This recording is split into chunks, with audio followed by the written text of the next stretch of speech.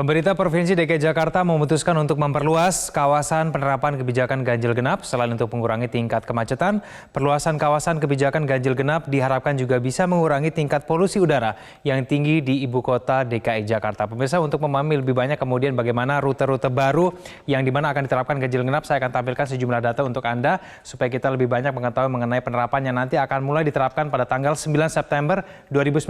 Ini adalah tanggal-tanggal penting yang patut Anda catat dan juga patut Anda ingat bahwa ini mengenai pemberlakuan perluasan sistem ganjil genap mulai diterapkan pada tanggal 9 September 2019, lalu kemudian dilakukan uji coba terlebih dahulu untuk sebagai proses sosialisasi dari tanggal 12 Agustus hingga 6 September 2019. Ini adalah tanggal-tanggal yang patut Anda catat kalau Anda untuk akan melewati beberapa jalur yang berpotensi akan dilakukan sistem ganjil genap. Kita lihat di data selanjutnya, pemirsa, ini adalah waktu pelaksanaan perluasan sistem ganjil genap pada pagi hari dari 6 hingga pukul 10 waktu Indonesia bagian Barat, masih sama dengan pemberlakuan ganjil genap sebelumnya. Namun ada sedikit perubahan pada waktu di sore hari. Pada sore hari diberlakukan pada pukul 16 hingga pukul 21 waktu Indonesia bagian Barat. Kalau sebelumnya hanya diberlakukan hingga pada pukul 20 waktu Indonesia bagian Barat. Ada selisih sekitar 1 jam di situ. Kita lihat ke slide selanjutnya, pemirsa, ini berkaitan dengan di mana lokasi pemberlakuan sistem ganjil genap. Ini kita lihat, ini adalah beberapa lokasi yang akan diberlakukan sistem ganjil genap yang baru. Kita lihat di Jalan Kota, lalu kemudian Jalan Gajah Mada, Jalan Majapahit, Jalan Medan Merdeka Barat, Jalan Tamrin dan juga Jalan Sudirman sudah kita pahami dan juga sudah kita rasakan bersama mengenai sistem pemberlakuan ganjil genap ini. Kita lihat ke slide selanjutnya, pemirsa, mengenai jalan-jalan yang juga akan dikenakan sistem ganjil genap yang baru. Kita lihat Jalan Sisingamangaraja, kemudian Jalan Panglima Polim, Jalan Fatmawati, dan kemudian Jalan TB Simatupang. Ini ada jalur-jalur baru yang patut Anda pahami akan diberlakukan sistem ganjil genap yang baru mulai diberlakukan pada tanggal 9 September 2019. Kita lihat di slide selanjutnya, pemirsa, masih mengenai peta pemberlakuan ganjil genap yang baru. Di koridor kedua kita lihat ada Jalan Balikpapan, Jalan Tomang Raya, kemudian Jalan Suryo Pratono, dan kemudian Jalan Kiai Caringin. Kemudian untuk di koridor ketiga ada Simpang Salemba Matraman dan kemudian ada Simpang Pramuka Ahmad Yani. Dan kita lihat di peta selanjutnya, pemirsa, masih berkaitan dengan jalan-jalan yang akan dikenakan dengan jalur ganjil genap yang baru. Kita lihat Jalan Gunung Sahari, kemudian Jalan Senen Raya, Jalan Kramat Raya, dan kemudian Jalan Salemba Raya. Ini ada jalur-jalur baru yang patut Anda pahami dan patut Anda ketahui akan segera diberlakukan sistem ganjil genap yang baru. Kita lihat di slide selanjutnya, ini adalah perluasan kawasan ganjil genap. Ini perbedaan dengan sistem ganjil genap yang sebelumnya. Kita tahu pemberlakuan sudah dilakukan dari 9 ruas jalan, nanti akan ditambah menjadi 25 ruas jalan. Seperti yang saya sampaikan tadi bahwa ada penambahan 1 jam di sore hari, semula berakhir pada pukul 20 waktu Indonesia bagian Barat, akan ditambah 1 jam menjadi pukul 21 waktu Indonesia bagian Barat. Dan kemudian tidak ada pengecualian untuk kendaraan keluar masuk tol. Bagi kendaraan yang keluar masuk tol juga akan diberlakukan mengenai sistem ganjil genap ini. Sistem ganjil genap ini yang baru akan berlaku pada tanggal 9 September 2019 nanti hanya akan diberlakukan bagi kendaraan roda 4, kendaraan roda 2 belum diberlakukan. Itulah informasi-informasi yang kami sampaikan berkaitan dengan rute-rute baru dari sistem ganjil genap. Saya akan ke Ajeng Kamarati untuk menyampaikan informasi yang lebih lengkap mengenai sistem baru dari ganjil genap ini. Ajeng, silakan. Terima kasih Kevin Egan atas informasinya. Pemirsa, benar sekali Dinas Perhubungan DKI Jakarta Rabu kemarin akhirnya mengumumkan perluasan kawasan ganjil genap. Faktor apa saja yang melatar belakangi hal tersebut, bagaimana sistem penegakan hukumnya juga. Nah, saya akan membahasnya bersama Kepala Dinas Perhubungan DKI Jakarta Bapak Syafrin Liputo dan Kepala Subdirektorat Penegakan Hukum Direktorat Lalu Lintas Polda Metro Jaya Bapak AKBP Muhammad Nasir, yang keduanya telah hadir studio kami pada pagi hari ini. Selamat pagi Bapak-Bapak. Selamat pagi. Pertanyaan pertama ini buat Pak Syafri, kenapa harus diperluas? Dan perluasannya juga nggak main-main, 16 rute tambahan. Ya. Nah, baik, terkait dengan perluasan ganjil genap, pemerintah Provinsi DKI Jakarta tentunya telah melakukan analisa secara baik, di mana kita melakukan evaluasi terhadap pelaksanaan ganjil genap 1 semester kemarin. Jadi sejak bulan Januari sampai dengan Juni, keseluruhan data kita kumpulkan, kemudian kita coba petakan. Nah, dari hasil analisis kita mendapatkan 2 parameter yang cukup signifikan untuk diimplementasikan secara masif. Pertama adalah terkait dengan kinerja lalu lintas. Nah, kinerja lalu lintas kita pada koridor-koridor yang diterapkan ganjil genap itu meningkat cukup signifikan. Dari tingkat kecepatan lalu lintas, kemudian dari aspek waktu tempuh perjalanan, kemudian berikutnya yang tidak kalah penting adalah adanya peningkatan jumlah pengguna angkutan umum. Ini tentu sangat baik. Yang kedua adalah terkait dengan kualitas lingkungan. Setelah diterapkan ganjil genap, terlihat bahwa kualitas lingkungan, khususnya kualitas udara pada koridor tersebut, itu lebih baik dibandingkan tidak diterapkan.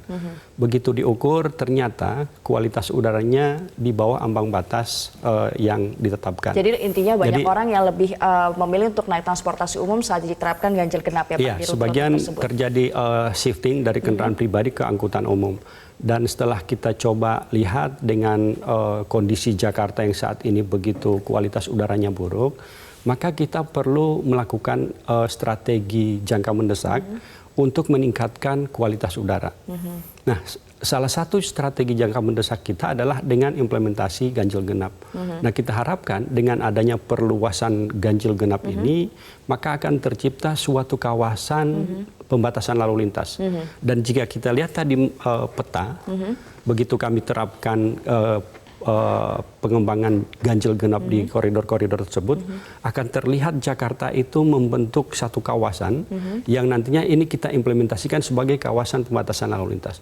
Otomatis di kawasan itu nanti kita harapkan ada peningkatan kualitas udara, yang nantinya masyarakat Jakarta juga yang akan menikmati menghirup udara yang lebih baik, lebih bersih. Nah, Pak Nasir, sekarang ini 16 rute tambahan. Ini pasti banyak sekali PR yang harus juga dikerjakan oleh aparat kepolisian di sana. Karena aparat kepolisian kan juga mengawasi bagaimana berjalannya. Ada 2 tahap tadi ya Pak ya. Ada kita percobaan, lalu nanti diterapkan pada bulan September. Nah, persiapannya sendiri dari kepolisian sendiri bagaimana? Ya, baik.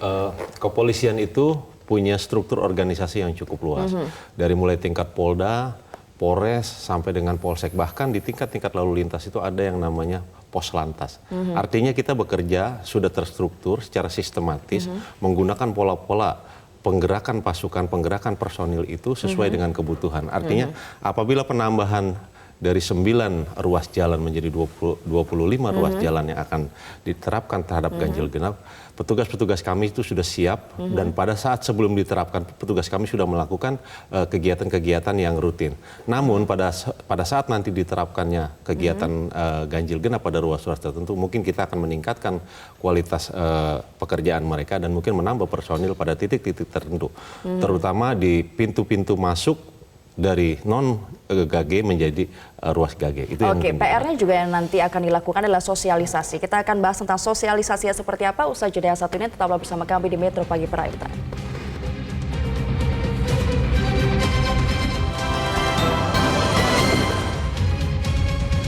Ya pemirsa, terima kasih Anda masih bersama kami. Kita masih membahas tentang perluasan ganjil genap. Nah, ada 16 rute nanti akan ditambah dan sosialisasinya ini mulai minggu depan katanya ya Pak ya? Untuk sosialisasi sebenarnya sudah dimulai kemarin. Untuk uji coba mulainya minggu depan. Uji coba tujuannya adalah agar masyarakat memahami bahwa lintasan itu benar-benar ada kebijakan ganjil genap nantinya. Dan oleh sebab itu kami menghimbau kepada masyarakat, kita melakukan perubahan paradigma berpikir. Biasanya masyarakat begitu ada ganjil genap yang dipikirin, saya mau lewat mana. Tapi sekarang yang dipikirin adalah harusnya begitu ada ganjil genap, alternatif angkutan apa yang saya naiki lewat situ. Pemerintah Provinsi DKI Jakarta telah menyiapkan program namanya Jaklingko. Seluruh itu angkutan kartu atau aplikasi? Integrasi angkutan umum. Seluruh angkutan umum yang ada di Jakarta kita integrasikan dengan sistem transit kita. BRT, MRT, kemudian LRT nantinya itu akan terintegrasi dengan sistem angkutan reguler.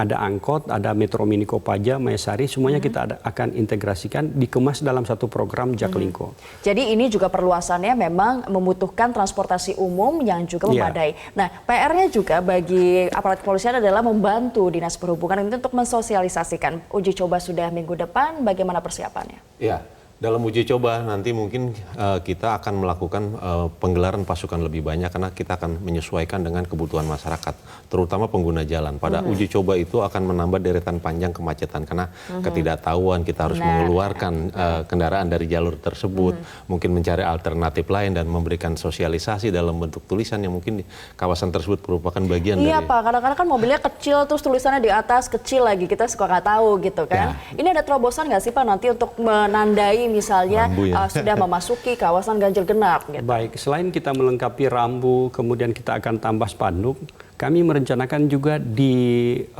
ruas jalan yang akan menuju ke ganjil genap, kita akan buat semacam marka yang menjadi ciri khas ganjil genap. Tapi jangan dari 2 meter sebelum Pak, nanti kan Iya, kita akan beri sebagai informasi kepada masyarakat. Biasanya dalam aturan itu bisa 15 meter sebelumnya. Artinya masyarakat masih punya waktu untuk melakukan manuver dan lain sebagainya. Jadi memang itu yang sedang kita siapkan. Kemudian dalam rangka perbaikan kualitas udara ini, kami melihat bahwa masyarakat belum terinformasi terkait dengan dampak dari menghirup polutan ini. Di mana memang untuk kita yang saat ini ada, itu pasti kena kanker. Karsinogeniknya itu berbahaya. Tapi buat anak cucu kita, ini terancam menjadi idiot. Tentu kita tidak mau, pemerintah Provinsi DKI Jakarta tidak mau warganya, generasi penerus warganya itu menjadi generasi idiot. Jadi ini memang juga hal yang bisa kita lakukan sedini mungkin untuk mencegah hal-hal buruk terjadi pada anak Masa yang cucu kita akan datang, sebenarnya. iya. Oke, nah sekarang masalah sanksi nih Pak. Apa sanksinya? Kalau masih uji coba belum lah ya? Ya, dalam uji coba kita tidak ada sanksi, kita hanya memberikan himbauan, teguran simpatik yang mungkin ada tingkatan yang lebih tinggi yang sifatnya adalah teguran tertulis. Tetapi untuk pada implementasinya yang nanti kita rencanakan tanggal 9 implementasi, 9 September kita akan melakukan tindakan represif. Pelanggaran yang dilakukan terhadap pelanggar gage itu kan pelanggaran terhadap rambu yang terpasang. Karena di Undang-Undang Nomor 22 Tahun 2009 itu menyebutkan pelanggaran rambu itu adalah salah satu pelanggaran yang menjadi sanksi denda tilang. Nah, kalau misalnya ganjil genap diperluas, ini kadang-kadang ada orang yang nakal suka ganti plat palsu. Ini bagaimana penanganannya? Kalau terjadi ada pergantian plat palsu itu kan pidana baru. Pelanggaran lalu lintasnya dia melanggar rambu. Pidana umumnya dia memalsukan plat nomor yang nanti akan diproses melalui penyidikan. Tapi pihak kepolisian dan juga Disub juga sudah menyiapkan mungkin alat pengawas CCTV atau seperti apa untuk melihat hal-hal seperti itu mungkin terjadi? Ya, sebetulnya langkah-langkah dalam proses pengamanan itu kita sudah lakukan dari mulai proses belum dilaksanakan sampai evaluasinya. Kenapa? Karena langkah-langkah perbuatan pidana itu kan diawali dengan tujuan. Tetapi kalau misalnya dia sudah mengganti plat palsu, apalagi melengkapinya dengan STNK palsu, maka pasal 263 sudah menjadi masuk itu. Oke, kita mungkin bisa lihat di studio, mungkin nanti bisa dilihatkan bagaimana peta dari ganjil genap yang baru sambil dijelaskan ini yang harus daerah yang harus kita ketahui masuk ganjil genap ini daerah mana aja. Kalau dari Jakarta Selatan misalnya tadi dilihat adalah Sisingamangaraja ya. Dari Jakarta Selatan setelah perluasan ini mulai dari Fatmawati, kemudian Panglima Polim, Sisingamangaraja, lanjut Sudirman. Itu di Jakarta Selatan, kemudian Gatot Subroto, sebagian MT Haryono, itu masuk selatan. Kemudian untuk Jakarta Timur itu masuk lanjutan MT Haryono sampai dengan DI Panjaitan dan Ahmad Yani. Kemudian lanjut ke Pramuka, Jalan Salimba Raya. Nah berikutnya untuk pusat Salimba Raya, kemudian ke Keramat Raya, Senen Raya sampai dengan kalau utara itu Gunung Sahari. Gunung Sahari Utara. Kemudian untuk Jakarta Barat mulai dari Tomang Raya, Kiai Caringin itu masuk Jakarta Barat. Kemudian Jalan Balikpapan, Jalan Suryo Pranoto itu masuk pusat. Kemudian MH Tamrin, Merdeka Barat itu dan seperti yang biasa ya? Iya, seperti biasa. Kemudian Majapahit dan Gajah Mada Hayamuruk ke kota itu masuk barat. Nah tadi dikatakan bahwa dari Sisingamangaraja berarti lewat Al-Azhar, Panglima Polim, Blok M situ sampai Fatmawati itu semua akan ganjil genap. Itu ujungnya di mana? Kalau di ujungnya di simpang TB Simatupang. TB Simatupang. TB Simatupang. Berarti itu sebenarnya semuanya arah MRT, Iya, jalannya semuanya MRT. iya. Karena di sana sudah tersedia public transport kita, moda raya terpadu MRT, yang kita harapkan ini bisa dioptimalkan oleh masyarakat dalam memobilisasinya. Oke, ini ada beberapa hal yang tidak akan kena ganjil genap. Mobil listrik tidak akan kena, Mobil betul? listrik, jadi yang tidak kena mobil listrik itu adalah pertama sepeda motor, kemudian mobil listrik, kendaraan bermesin listrik, berikutnya adalah ambulans, pemadam kebakaran, berikutnya juga adalah angkutan umum plat kuning, ini tidak dikenakan, dan kendaraan pimpinan tinggi negara, kemudian pimpinan negara luar negeri, dan tamu-tamu negara, itu juga dibebaskan. Ada juga angkutan bahan bakar minyak dan BBG, ini kita bebaskan karena ini menjadi suplai untuk masyarakat Jakarta. Dan juga ada kendaraan tertentu yang dipergunakan khusus, tapi dalam pengawalan aparat kepolisian. Nah, ini sama seperti Iya, ketentuan seperti yang sebelumnya sebelumnya. ya berarti ya. Ya. Oke, ini sampai jam 9 malam. Kalau tadi pagi jam 6 sampai 10 betul ya Pak Nasir ya? Betul, ya. Terus habis itu nanti malamnya itu sore dari jam 4 tapi sampai jam 10 karena biasa sampai jam 9. Ini Ya, sampai jam 10. sampai jam Jam 9. Jam 9 ya. Ya, kemarin Jadi jam 8. sebelum jam 8, sekarang jam 9. Jadi kalau malam jam 4 sampai jam 9 malam. ya. Oke, ini kenapa ditambah 1 jam? Lumayan Baik, 1 jam. jadi ada 4 hal yang baru dalam kebijakan kita sekarang. Pertama adalah perluasan tambah 16 ruas jalan. Kemudian ditambah untuk jam terakhir adalah jadi jam 9, semula jam 8. Kendaraan listrik diperbolehkan. Dan pengecualian yang ada sebelumnya di dalam tol gate sejajar ganjil genap itu dihapuskan. Nah, untuk penambahan ini memang kami tadi saya sampaikan kita melakukan simulasi secara menyeluruh. Berbagai alternatif kita kaji secara komprehensif. Nah, hasilnya adalah yang paling optimum itu jika waktunya di malam hari diperpanjang. Karena faktanya pada saat kita tetapkan sampai dengan jam 8, ini hasil dari aspek kinerja traffic dan kualitas lingkungan itu masih belum baik. Oke. Nah, begitu diperpanjang, ini yang paling optimal untuk kita lakukan. Nah, Pak Nasir, terakhir ini kan nanti yang akan terjun langsung uji coba lalu berjalannya ganjil genap perluasannya ini pada tanggal 9 September juga adalah aparat kepolisian. Betul. Nah, himbauannya kepada masyarakat biar nggak kagok, biar tersosialisasikan dengan baik, bagaimana? Ya, himbauannya kepada masyarakat, kenapa pembatasan lalu lintas ini tujuannya untuk kita bersama. Dan sebetulnya pembatasan lalu lintas di jalan-jalan tertentu itu disediakan alternatif. Memang kita mendorong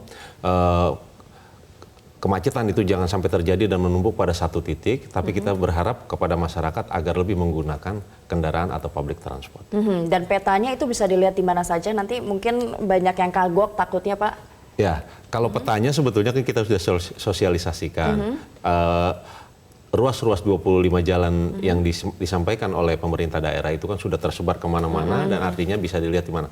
Nanti dalam sosialisasi juga akan disampaikan oleh Dinas Perhubungan terkait area-area yang menjadi pembatasan ganjil genap tersebut. Mbak. Titipannya dari masyarakat adalah please lampunya yang jelas, jadi orang-orang juga nggak kaget, nggak takut, akhirnya bingung nantinya. Terima kasih Bapak-Bapak sekalian sudah hadir di sini memberikan informasi yang sangat penting ini kepada kami semua di Metro Pagi Prime Time.